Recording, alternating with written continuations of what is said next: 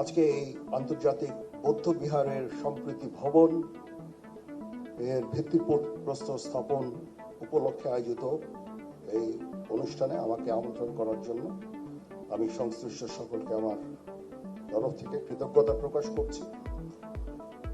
আমি মাননীয় প্রধান উপদেষ্টার প্রতিও কৃতজ্ঞতা প্রকাশ করছি। আমি যখন ওনাকে অনুরোধ করলাম এরকম একটা অনুষ্ঠানের জন্য, উনি সাথে সাথে রাজি হলেন এবং আমরা সবসময় এই দেশের ধর্ম, বর্ণ, গোত্র সকল সম্প্রদায়ের সাথে আমরা অত্যন্ত ওতপ্রোতভাবে জড়িত এবং আমরা একসাথে বাস করতে চাই।